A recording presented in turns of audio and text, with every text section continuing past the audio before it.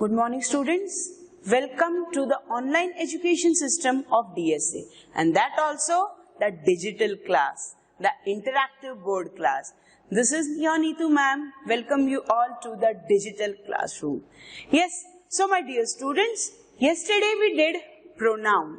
We did types of pronoun, different types of pronoun, and the pronouns of those different types with the rules.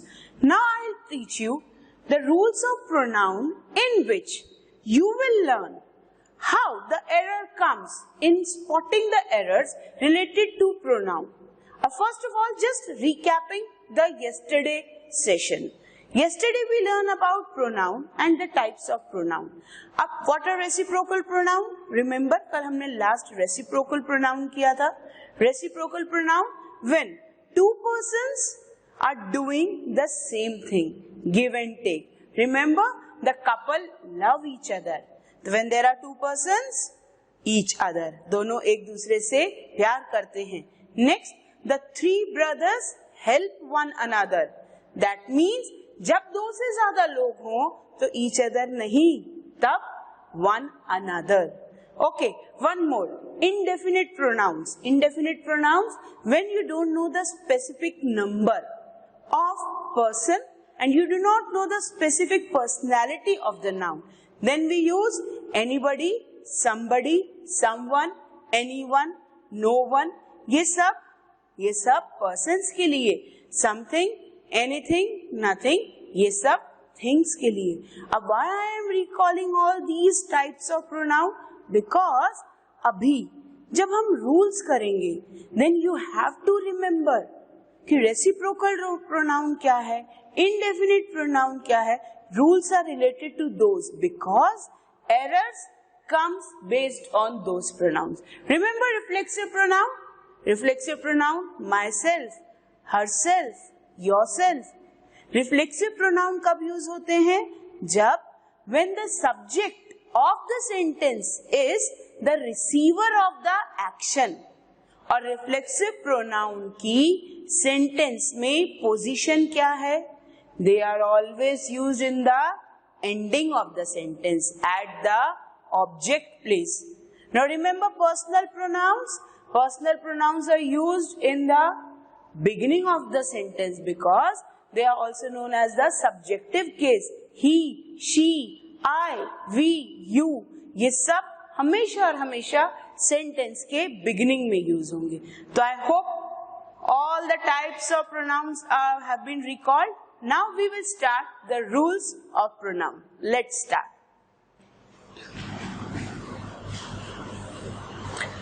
Number first rule. Number first rule is pronoun one.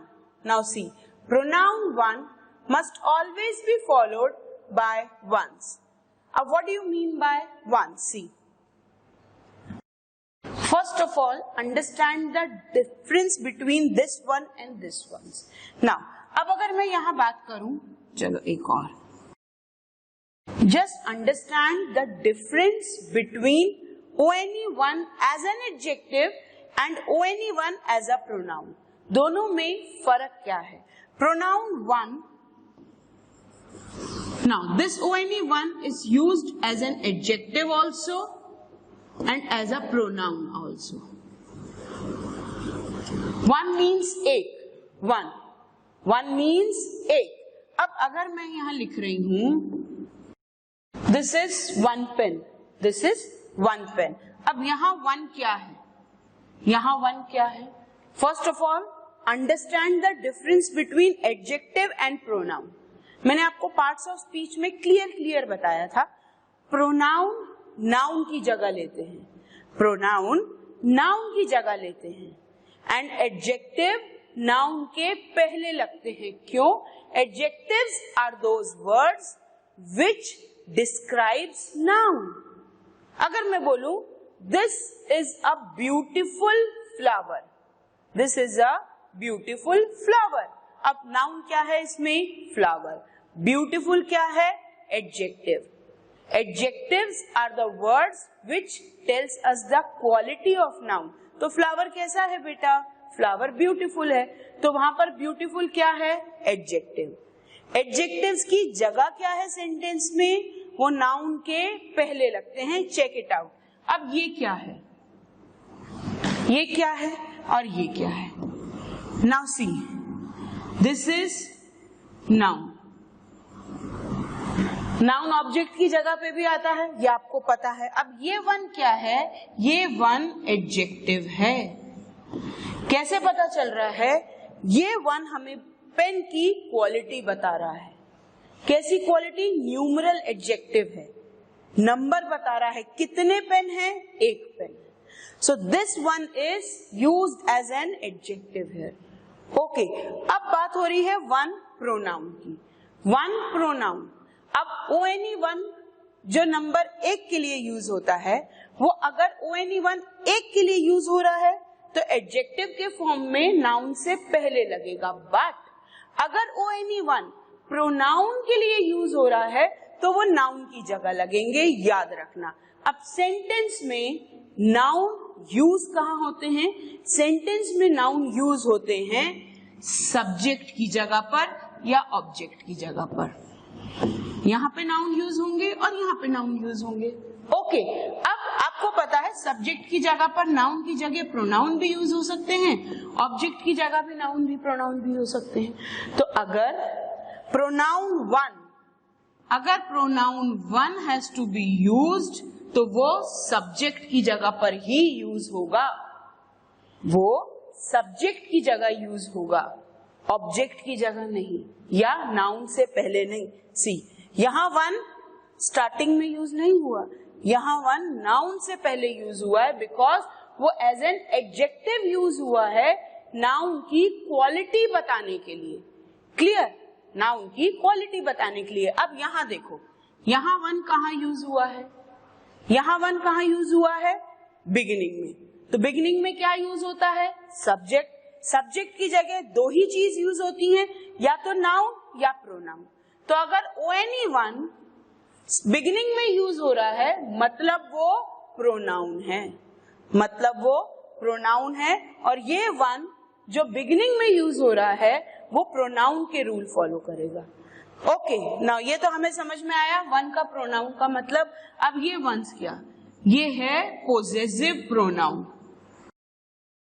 Possessive pronoun, one का possessive pronoun once, one का possessive pronoun once. जैसे I love my country, तो माई किसका possessive pronoun हुआ? आई का।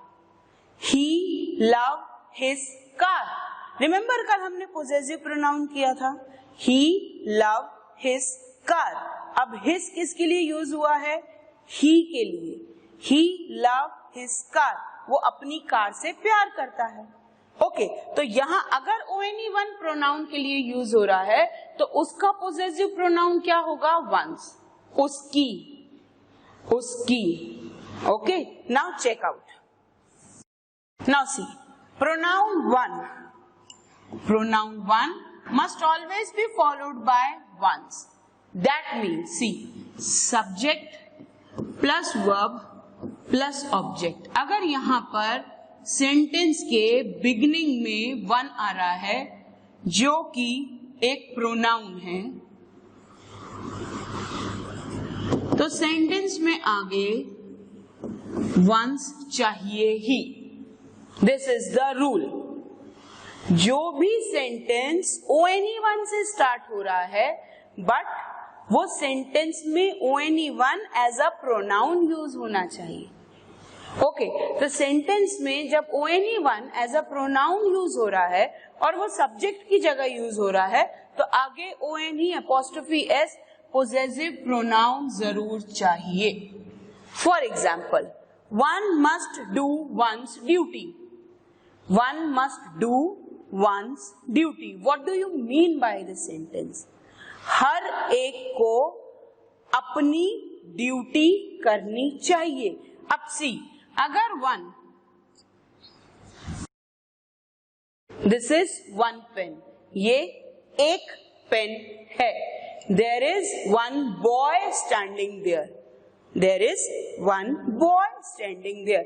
Boy noun, boy से या noun से पहले आने वाले word adjective.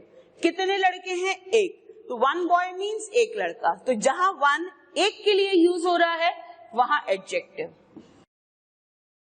अगर आपको थोड़ा सा भी कंफ्यूजन हो, ONE1 प्रोनाउन में क्या मतलब, एडजेक्टिव में क्या मतलब, so this is a trick. जब भी ONE1 as a pronoun use होगा, उसका मीनिंग निकलेगा हिंदी में हर एक. और जब भी वन एडजेक्टिव के फॉर्म में मीनिंग होगा, उसका मीनिंग होगा एक. तो यू कैन डिफरेंशिएट. सेंटेंस पढ़ के उसको हिंदी में ट्रांसलेट करो और देखो मीनिंग क्या आ रहा है. Now see the example. One must do once duty. अब यहाँ पे एक को एक की ड्यूटी करनी चाहिए या हर एक को अपनी ड्यूटी करनी चाहिए? हर एक को अपनी ड्यूटी करनी चाहिए. Clear? Now one more. One must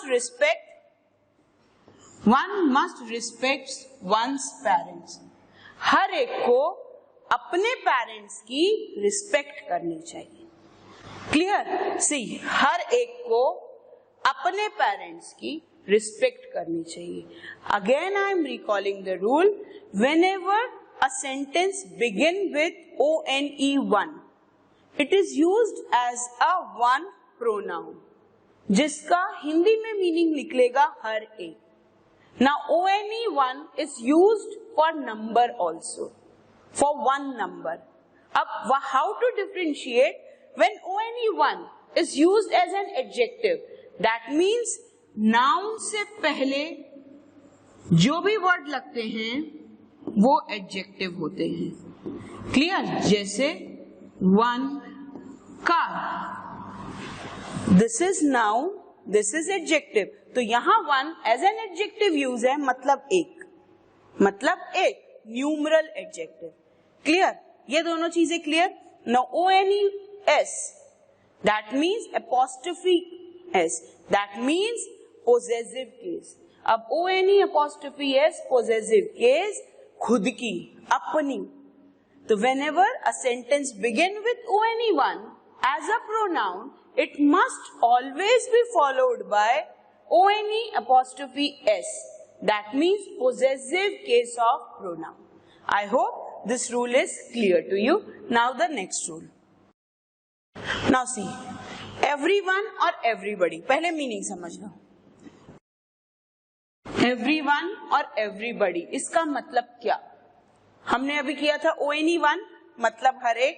तो अगर मैं बोलूं everyone come here, means everyone का मतलब सब नहीं होता.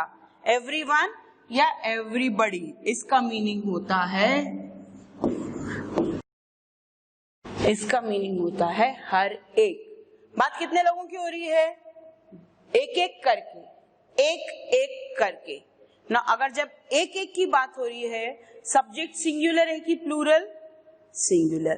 तो एक चीज याद रखना है, this is a trick to remember. बेटा हर एक रूल के साथ ट्रिक रहेगी.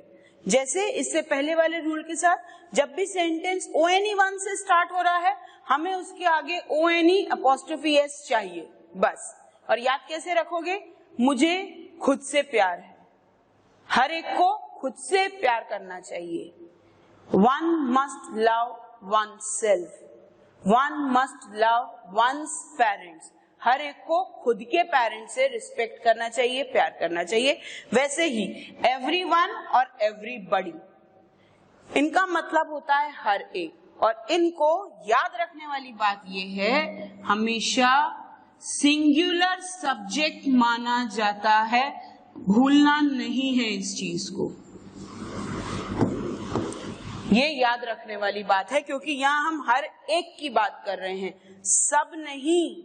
सबके लिए ऑल. जब हम हर एक की बात कर रहे हैं, एक एक करके, हर एक. everyone come here, that means हर एक आ जाओ. बात क्या हो रही है? हर एक. तो याद रखना, everyone और everybody means singular subject. This is a trick to remember. और वो याद कैसे रखेंगे? everyone, everybody मतलब हर एक, मतलब एक. क्लियर? अब one more thing इससे रिलेटेड, चेक इट आउट. everyone और everybody must be followed by pronoun his. अब his क्यों? his क्यों? everyone में लड़कियां भी हो सकती हैं, फीमेल्स भी हो सकती हैं. नाउ his लगता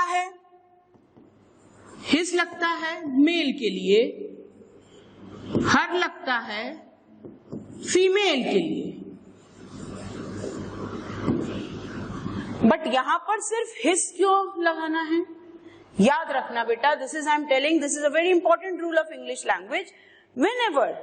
whenever you do not know the clear gender of the crowd, when the gender of the crowd is not clearly mentioned to you, that means you do not know exactly how many males are there and how many females are there, or you do not know is there any female there or is there any male there. आपको पता नहीं है कितने लोग हैं और आपको ये भी नहीं पता उसमें कितने बॉयज और कितने गर्ल्स हैं, कि एक भी गर्ल नहीं है या एक ही गर्ल है, आपको कुछ नहीं पता. आपको ये पता है एक क्राउड का है, एक ग्रुप है, उसमें जब आपको clearly number of males and females are not mentioned, this is the rule of English language, you have to take it as a male gender. जब आपको क्लियरली मेंशन नहीं है बेटा, तो आपको सिर्फ सेफ साइड ये करना है, आपको ये अज्यूम करना है कि सबके सब मेल्स हैं, फीमेल है ही नहीं. This you have to remember.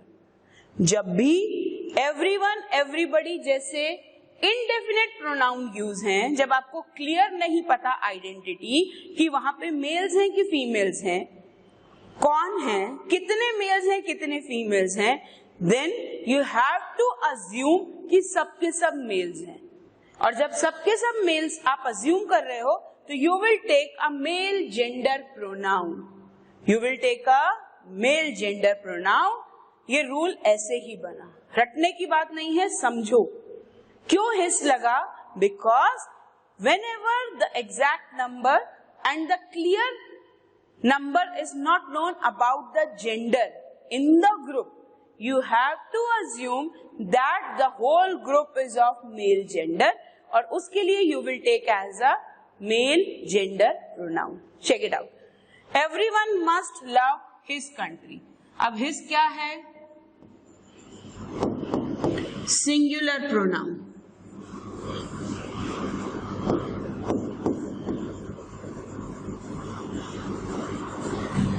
his क्या है? Singular pronoun. हमने यहाँ his क्यों लिया? Remember, everyone or everybody, singular subject. Singular subject is followed by singular pronoun. अब यहाँ पर his singular pronoun क्यों लिया? Because we do not know the exact gender of the crowd, कि वहाँ कितने males हैं, कितने females हैं, इसलिए we are assuming that all are males, और singular subject है, तो male gender singular pronoun his. Clear? Next example, everybody must do his duty. हर एक को खुद की ड्यूटी करनी है, तो यहाँ पर his, there नहीं. Is this clear? Now the next rule. Now see, next rule, let. What do you mean by let?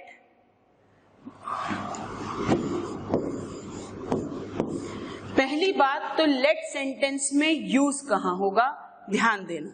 let हमेशा सेंटेंस के बिगिनिंग में यूज होगा. let हमेशा सेंटेंस के बिगिनिंग में यूज होगा. let के बाद जो भी प्रोनाउन यूज होगा वो हमेशा और हमेशा ऑब्जेक्टिव केस में होगा. Now remember subject and objective case, याद है कि भूल गए? याद है? Let's check out. अगर this is subjective, this is objective. Now he अगर सब्जेक्ट है तो उसका ऑब्जेक्टिव केस क्या होगा? क्या होगा उसका objective case? Him.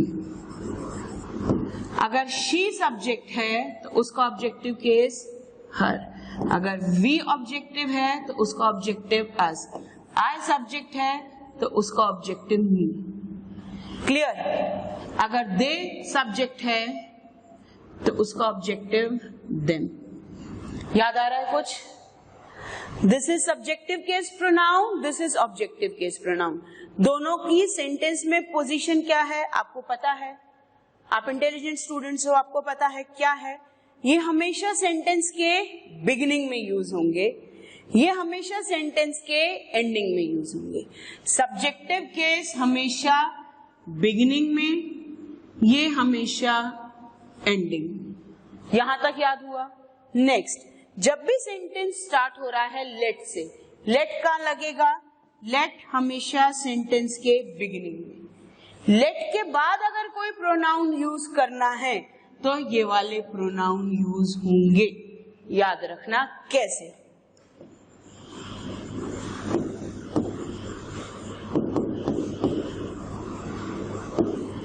Let him sit there, कभी भी ऐसा मत लिखना।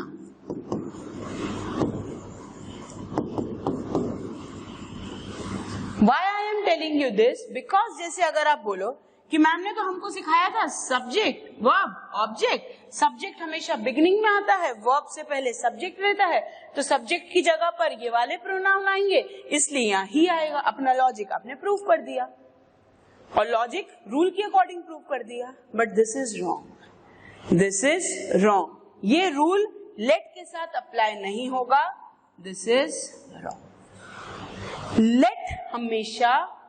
लेट हमेशा ऑब्जेक्टिव केस से फॉलो होगा, ऑब्जेक्टिव केस वर्ब से पहले आएगा।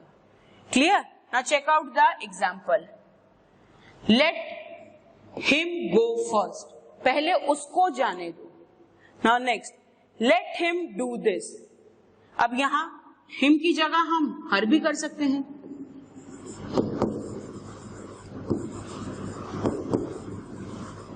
Again, this is objective case. Let her do this. Let them study together. उनको साथ में पढ़ने दो। Let us play together. हमें साथ में खेलने दो। Let they play together. Let them play together. Let me teach you. Let me explain you. So whenever all these objective cases are used, they are used after let. जहां भी sentence late से begin हो रहा है, और sentence late से ही begin होगा, जहां भी सेंटेंस लेट से बिगिन होगा उसके बाद ऑब्जेक्टिव केस प्रोनाउंस ही आएंगे, जो ये हैं। Clear? I hope this rule is clear to you. हमने जो अभी रूल किया था एवरीवन और एवरीबॉडी, ये उससे ही मिलता जुलता रूल है। जब भी सेंटेंस में ईच, every, anyone, everybody,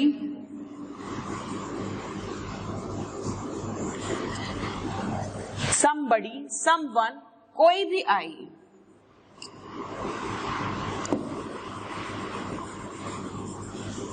सबसे पहले तो ये कौन से सब्जेक्ट हैं, सिंगुलर या प्लूरल, हमने अभी अभी किया है।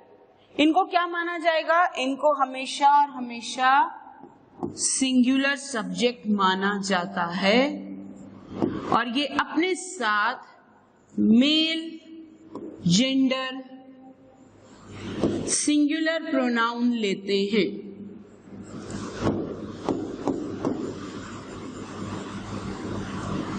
ये अपने साथ मेल, जेंडर, सिंगुलर प्रोनाउन लेते हैं। Now why I am explaining this again? Because the errors come on this rule. Sentences come on this type. Okay, तो आपको ये पता होना चाहिए कि जब everyone, anyone, everybody, somebody, anybody, इनमें से कोई भी indefinite pronoun use होगा, सबसे पहले तो वो singular subject हैं, they are treated as singular subject, first thing. Second thing, singular subject के साथ साथ मेल जेंडर का माने जाएंगे, और मेल जेंडर सिंगुलर प्रोनाउन उनके आगे यूज होगा। For example, anyone can do it, यहाँ एनीवन कोई भी कर सकता है। जब मैं कह रही हूं कोई भी, तो कितने लोग, एक, कोई भी मतलब एक, दैट मीन्स सिंगुलर।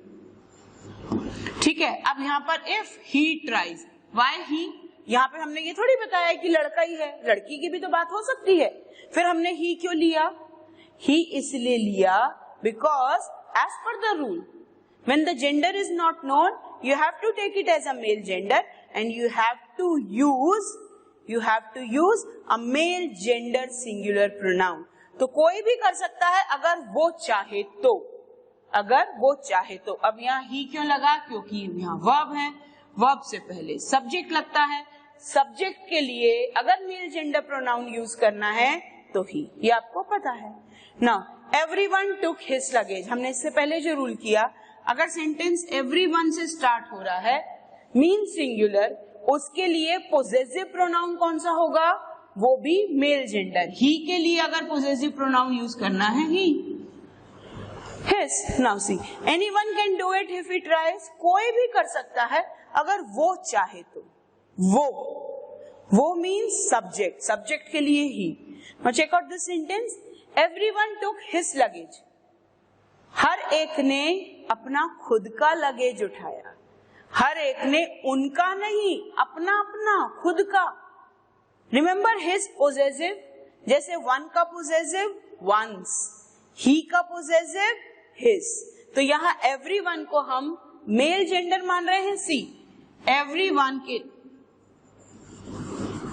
एवरीवन को हम मेल जेंडर मान रहे हैं, इसलिए हमने ही अज्यूम किया। ही के लिए अगर पोजेसिव प्रोनाउन लगेगा तो वो हिज लगेगा, इसलिए यहां पर हिज आया। क्लियर? अगर यहां नाउन होता तो ही की जगह राम टुक हिज लगेज, राम ने अपना खुद का लगेज उठाया। वैसे ही नाउन की जगह प्रोनाउन ही है तो राम की जगह ही है तो ही ने अपना हिज का लगेज उठाया। He took his luggage. अब यहाँ पर as everyone is given there and we know whenever everyone, anyone, someone, somebody is mentioned, when the gender is not known to us, we take it as a male gender pronoun और male gender pronoun ही होता है। और male gender के लिए जो possessive pronoun है वो क्या होता है? वो his होता है। Clear? Now the next sentence. Now see, everyone, anyone, someone, no one या everybody, चलो everybody, somebody, someone, no one, ये सब किन के लिए यूज हो रहे हैं? पर्सन्स के लिए। अब थिंग्स के लिए क्या यूज होगा?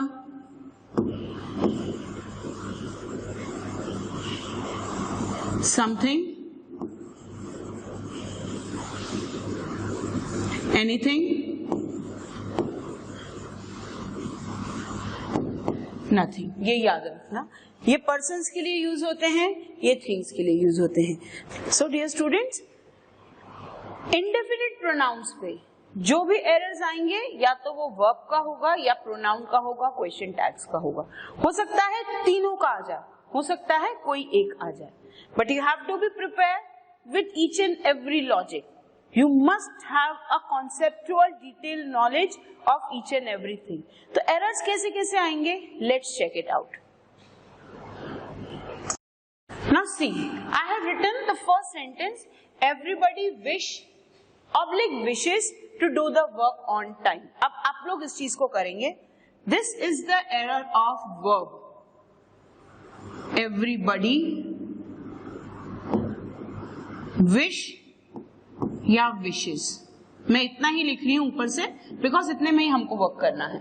बताइए, विश आएगा या विशेष आएगा? जल्दी से 1 2 3 4। Yes, you are right. क्या आएगा? यस, यहाँ पर विशेष आएगा। क्यों आएगा विशेष? Remember I gave you the trick, boy place. इसको हमेशा याद रखना, इस लड़के को हमेशा खेलने देना, इसको रोकना नहीं, बिकॉज ये हमेशा हेल्प करेगा। Boy place. अब ये कैसे? सिंगुलर सब्जेक्ट के साथ हमेशा V1 में S लगता है, प्रेजेंट इंडेफिनिट टेंस में। ये आपको याद रहना चाहिए। ये सब्जेक्ट क्या है हमने अभी डिस्कस किया, ये सब्जेक्ट क्या है? ये सब्जेक्ट सिंगुलर है। सिंगुलर सब्जेक्ट के साथ V1 में S चाहिए। अब कंफ्यूजन कहाँ होगा? कंफ्यूजन यहाँ होगा अगर आप इसको बोल रहे हैं सब, इसको बोल रहे हैं सब आप लेंगे प्लूरल के सेंस में, और आप क्या करेंगे? प्लूरल मीन्स बॉयज, और बॉयज के साथ प्ले लगता है, और बॉयज के साथ अगर प्ले लगता है तो ये प्लूरल सब्जेक्ट है, तो यहाँ विच लगेगा, जो कि गलत है। That is why I have given you कि एवरीबडी, एवरीवन, इनको आप क्या बोलोगे? हर एक। हर एक। जब हर एक मतलब एक मतलब सिंगुलर, सिंगुलर के साथ V1 में S, that is why this is correct. Is it clear? पक्का? Now next. Now see the next sentence. Everyone should do his or their. Now see, everyone should do his or their. फिर से वही बात, फिर से यहाँ everyone हर एक को, हर एक को खुद की ड्यूटी करनी चाहिए या उनकी ड्यूटी करनी चाहिए? खुद की या उनकी? देयर मतलब उनकी। This is their pen, this is their house, ये उनका घर है।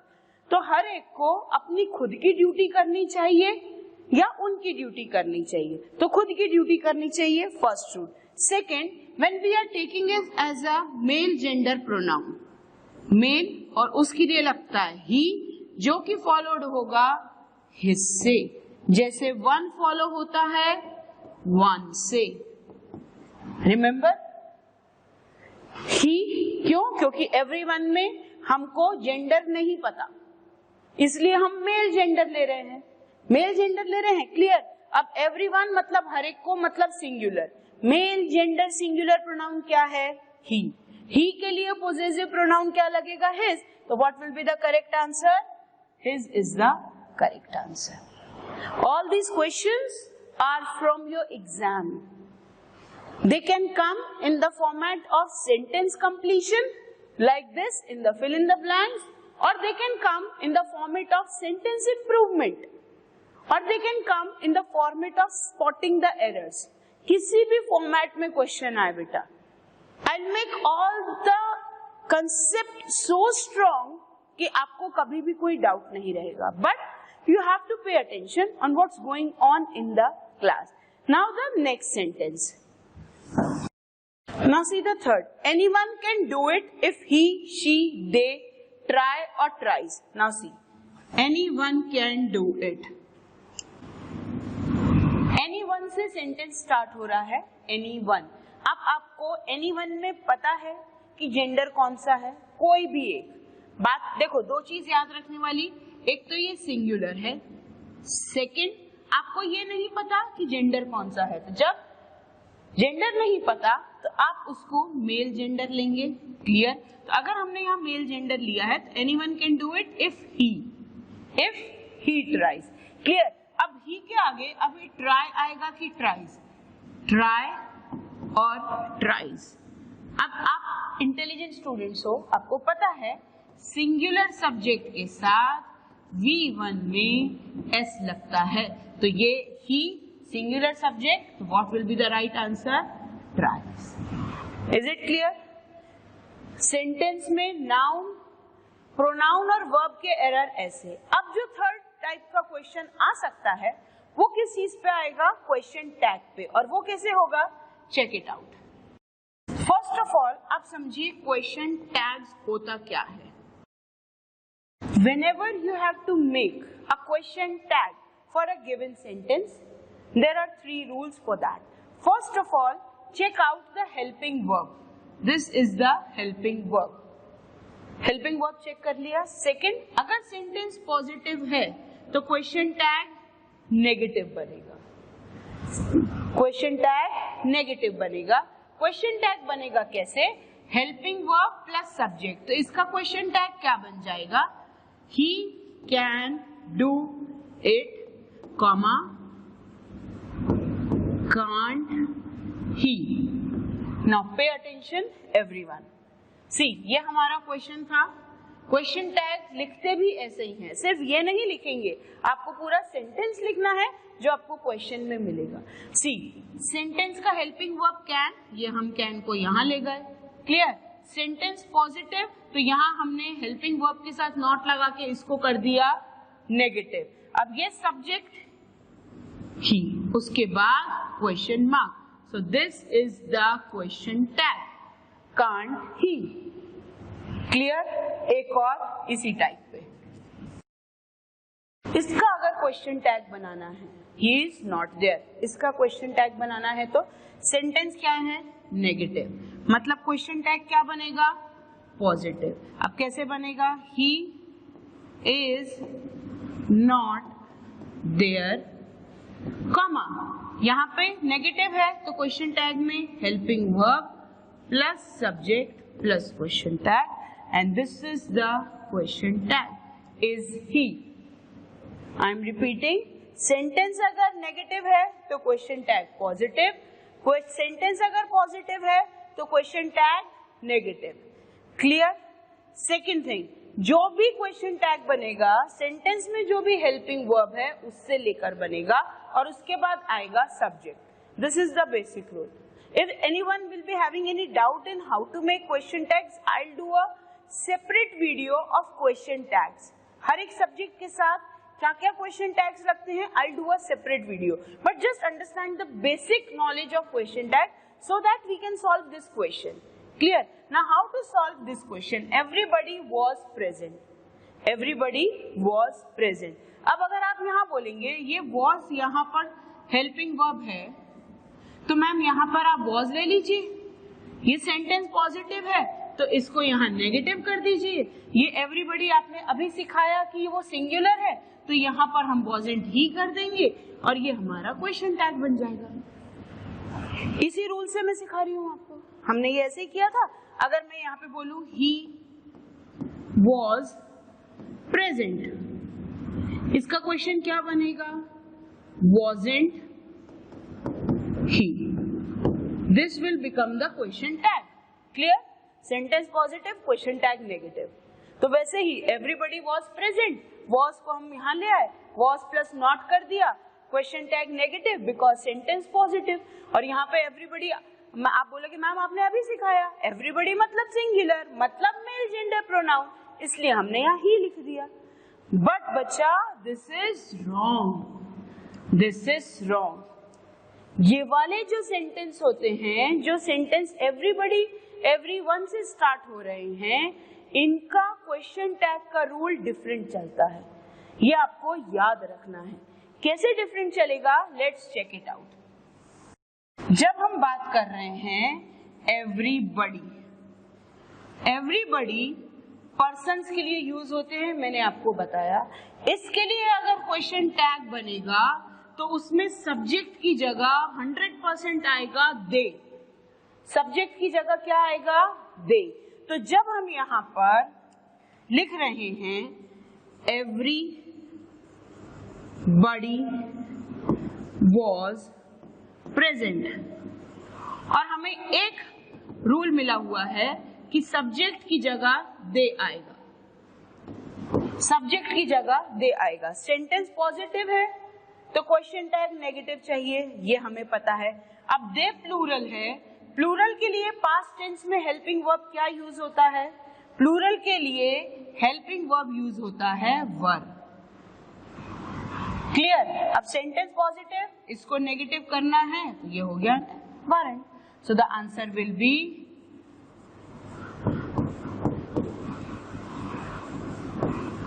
weren't they. This question always comes in the exam in the sentence improvement. याद रखना. I am repeating the rule. Whenever a sentence is starting with everybody and you have to make a question tag with it, everybody will take they as a subject in question tags, and they means plural subject.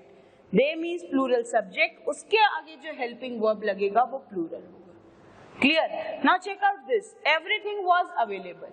अब everything के साथ ऐसा कोई rule नहीं है, everything के साथ कोई रूल नहीं है, इसके साथ क्या हो जाएगा, was है, was अगर हम यहां लेके आएंगे नेगेटिव में wasn't, now why wasn't, sentence positive तो क्वेश्चन टैग नेगेटिव, इसके साथ हो जाएगा it और ये बन जाएगा क्वेश्चन टैग।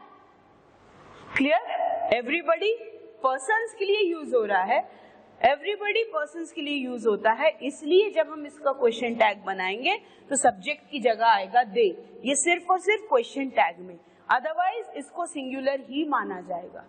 जब क्वेश्चन टैग में यूज होगा तब यहाँ पर दे आएगा इन द सब्जेक्ट, और यहाँ पर everything means neuter gender, means things, non living thing, उसके लिए न्यूटर जेंडर प्रोनाउन इट, इसको सिंगुलर ही मान के हम यहाँ पर wasn't it कर देंगे। Is it clear? So I hope you have understood all the rules. I hope you have understood the 4 rules today. If you have any of the doubt in any of the rule, just feel free to message me.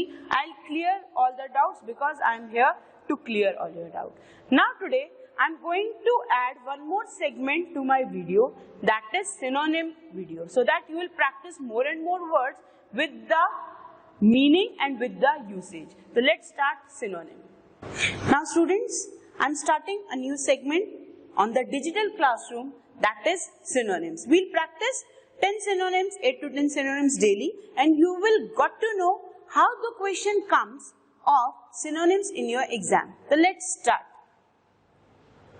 Now synonyms होते क्या हैं? Synonyms means the words closest in the meaning, same meaning words, similar meaning. So let's start. Now check out this. Check out the first word, remote. Remote means, now first word is remote. Remote के लिए आपको 4 options दिए हुए हैं. Check out the words. Automatic, distant, savage, mean. Automatic आपको पता है, जो automatic वर्क कर रहा है आपको कुछ करने की जरूरत नहीं है. Distant मतलब दूर. Savage means खतरनाक. Mean means मतलबी, selfish. Now remote से मिलता जुलता कौन सा word लग रहा है? Now I'm giving you a trick. You are using remotes for your equipments. TV के लिए, CD player के लिए, music system के लिए you are using remote. तो why you are using remote for the TV, for the AC? How remote is working? वो equipment इतना दूर, remote आपके हाथ में, तो वो remote work कैसे करेगा? Remote कैसे वर्क कर रहा है? रिमोट दूर होते हुए भी उस इक्विपमेंट को ऑपरेट कर रहा है. रिमोट दूर होते हुए भी उस इक्विपमेंट को ऑपरेट कर रहा है. तो रिमोट क्या है? दूर. लेकिन दूर होते हुए भी काम हो रहा है, तो कुछ मीनिंग करेक्ट हो रहा है यहाँ से रिमोट का. Yes, you are right. Remote का meaning distance. Clear? Now detest. Detest होना, बहुत हेट्रेड वाली फीलिंग होना, बहुत नफरत वाली फीलिंग होना. तो डिटेस्ट का यहाँ मीनिंग समझ में आ रहा है कुछ? इजी. अच्छा, आर्ग्यू मतलब बहस करना.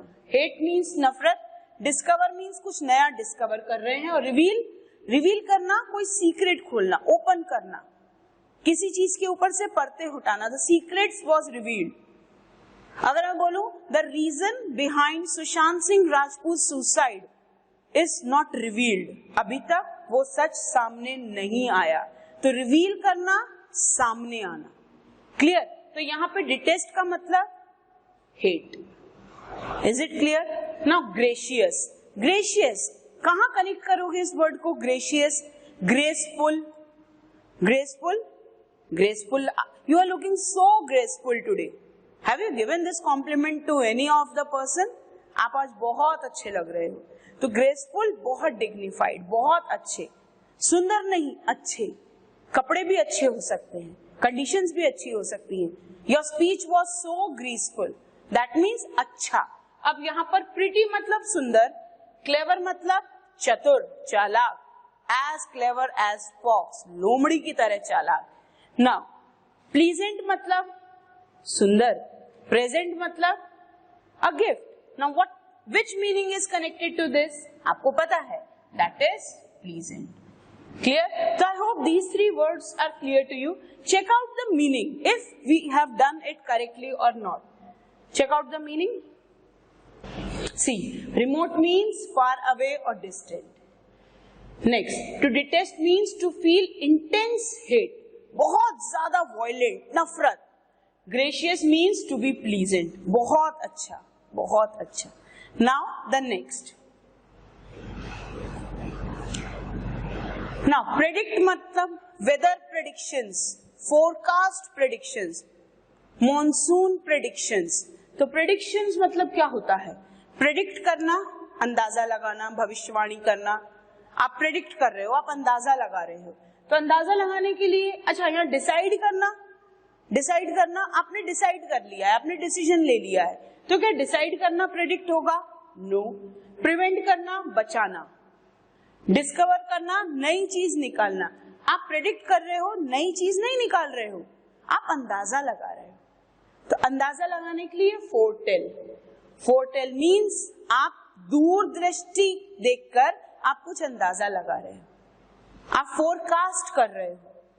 फोरटेल, फोरकास्ट. वेदर फोरकास्ट पता है आपको, मोबाइल पे एप्लीकेशंस है, न्यूज पे वेदर फोरकास्ट करते हैं.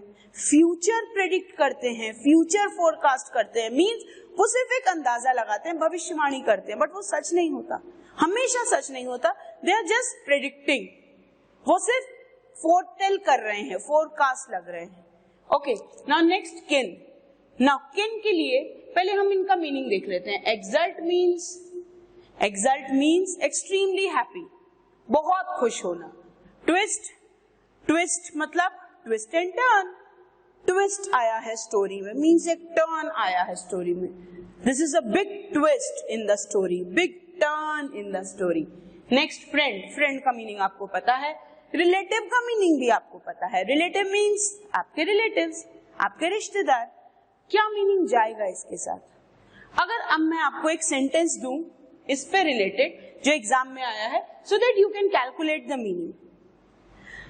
The compensation was given to the kin of the victim. Kin of the victim. Victim मतलब पीड़ित. पीड़ित के किन को कॉम्पेंसेशन दिया गया, मुआवजा दिया गया. तो किसको दिया जाएगा? उसके रिश्तेदार को. तो किन मीन्स रिलेटिव हियर. किन means relative here. Clear? Now students, the next word pensive. It is not pencil, it is pensive. He is very pensive nowadays. कैसा है वो, उसका मूड कैसा है? ऑप्रेस्ड. ऑप्रेस मतलब किसी को दबा देना, सप्रेस कर देना, किसी की भावनाओं को ऑप्रेस कर देना, उसके अगेंस्ट चले जाना. नाउ केज्ड, किसी को पिंजरे में बंद करना. थॉटफुल, बड़े ही विचारों में है वो आजकल, बड़े थॉट्स में खोया खोया रहता है. ओके, नाउ हैप्पी, खुश. Now which word you can connect with this? Nowadays he is pensive. आजकल वो खोया खोया है. Which word will go with this? Thoughtful. Thoughtful means dreaming, सोचते हुए रहना, अपनी ही दुनिया में मग्न रहना. That is pensive. Now let's check out the answer. See, to predict means to declare in advance. In advance पहले ही अंदाजा लगा लेना, भविष्यवाणी कर देना. नाउ नेक्स्ट, किन means people with common ancestors. Common ancestors means आपके पूर्वज एक है, दैट मीन्स आपके रिश्तेदार. Now pensive means moodily or dreamy thoughtful, खोया खोया रहना. Now let's check out the next. Now banish. Banish, आपने इससे मिलता जुलता एक एडवर्टाइजमेंट सुना है, vanish. दाग को vanish कर दे, दाग को गायब कर दे. क्लियर? अब अगर मैं यहाँ exile. Exile means किसी को अपनी ही नेटिव कंट्री से दूर रखना, किसी को अपनी ही नेटिव कंट्री में आने नहीं देना. जैसे आपने पहले हिंदी मूवीज में वर्ड सुना होगा, तड़ी पार कर देना. That means not allowed any person to enter into his own native place. किसी को अपनी ही जगह आने से रोकना. That is exile. Hate means नफरत. फेड मीन्स लाइट पर जाना. The colour of the shirt has faded. The memories are faded मतलब हल्की पड़ जाना, कम हो जाना. नाउ क्लीन मीन्स साफ. कुछ कनेक्शन बैठ रहा है किसी वर्ड से उसका. Now exile and banish means the same. Banish means रोक देना, किसी को अपनी नेटिव प्लेस पे आने से रोक देना. अब याद कैसे रखोगे? बैनिश मीन्स वैनिश, जो रोक दे. क्लियर? एग्जाइल मीन्स किसी को अपने देश में आने से रोक देना. Okay, now next, fraud. He is a fraud. Fraud means धोखेबाज. फ्रॉड मीन्स धोखेबाज. ये मीनिंग याद रख के check out this. Now malcontent means, content मतलब हमने नाउन में किया था ये word. Content and contents. Content means satisfied, contents means parts of the book. तो अगर content means satisfied, malcontent means dissatisfied, जो खुश नहीं है, जो हमेशा दुखी रहता है, माल कंटेंट. आर्ग्यूमेंट, बहस करना. Impostor, impostor one who pretends that he is someone else, जो दिखावा करता है, जो अच्छा बनने का दिखावा कर रहा है. One who is pretending, one who is hiding his true personality and he is pretending to be someone, जो अपना सच्चा चेहरा छुपा के, अपनी ओरिजिनल पर्सनालिटी छुपा के कुछ और बनने का दिखावा कर रहा है. Now next, clown. Now what do you mean by clown? आपने सुना है, अभी आपने रिसेंटली एक मूवी देखी है जोकर. तो joker is a clown, one who paints his face and one who just wear different funny clothes to make you laugh. Clown means joker. कौन सा वर्ड इससे कनेक्ट हो रहा है? क्या जोकर आपको धोखा दे रहा है? नो, जोकर आपको धोखा नहीं दे रहा, जोकर आपको हंसा रहा है. आर्ग्यूमेंट मीन्स बहस, तो ये दोनों तो गलत हो गए. Now malcontent and impostor, which is the correct word? Impostor is the correct. मतलब वो धोखा दे रहा है, वो अपना असली रंग छुपा के आपको कुछ और दिखा रहा है. That is impostor. Now next is saccharine. Saccharine, ये मैम क्या बोल रही है? सैकरीन कहाँ सुना है आपने? आपने सुना है, whenever you go to some juice center, he mix one sugar syrup in the juice. वो क्या होता है sugar syrup? That is extremely sweet sugar syrup to balance the sourness of fruit. तो सैकरीन means some sugar, बहुत मीठा. Clear? Now leave मतलब छोड़ना. Sweet one option is there. Arid, arid areas आपने ज्योग्राफी में पढ़ा है. Arid climate, dry. क्विट मतलब छोड़ देना. Easy one. Saccharin means sweet. Saccharin means sweet. So I hope all these words are clear to you. Tomorrow we'll do some more pronoun rules with some more synonyms to make you do practice. Till then, note down all the rules, note down all the words in your register, and if you have any of the doubt in any of the word, in any of the concept we learn it today, feel free to message me, because no need to fear when I am here. Till then, stay tuned. Thank you.